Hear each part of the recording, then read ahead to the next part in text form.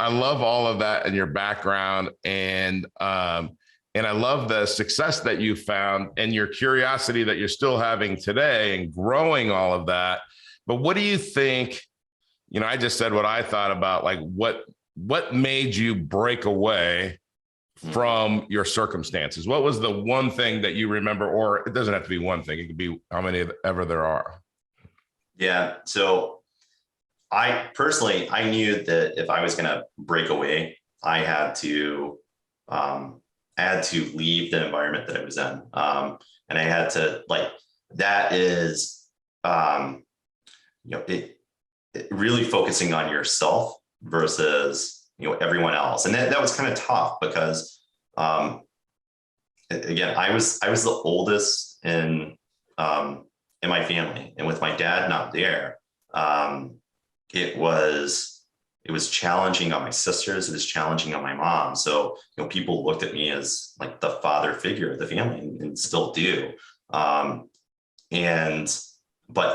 if I remained in that situation, or like in that town, or that environment, I was never going to grow. And in order to grow, you have to build experiences. I'll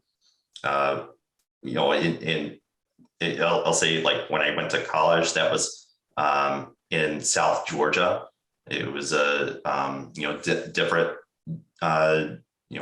people that I experienced. I moved from South Georgia to Chicago, and Chicago, like, it opened my mind to just a diverse set of people. And I knew nothing about the Midwest. I knew nothing about the Big Ten colleges out there. I hadn't heard of University of Michigan, but some of my best friends I made while I was in Chicago went to University of Michigan. And I remember my first flight. My first flight was to an interview for the job that I was hired for. So, like, there were just so many things that I personally had to push myself to find those experiences, or take on those experiences, and just change. Whereas I look at my sisters today, they still haven't left the city that they grew up in, and they're in challenging situations.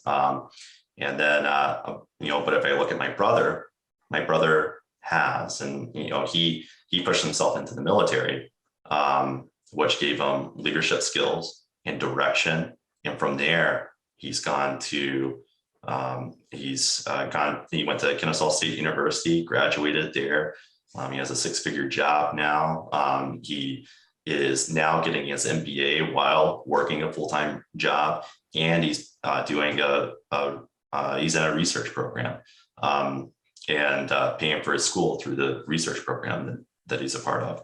And he's got side businesses that, he's doing side hustles as well. So, and I think for him, it was kind of the same thing. He had to move out of the city that he was in, and he actually went to the military. So that got him out of that environment and around people that can be role models for him. I'm a big believer in role models, and in mentorship, and whether the person on the other side realizes that they're a mentor or role model, they may not. I've had plenty of role models that don't know that they're role models, unless I tell them or told them. And they could be older or younger, but when I'm around them and I look at them, I see traits that I try to absorb. I look at kind of what they do, and try to take that as something that I implement in my life. And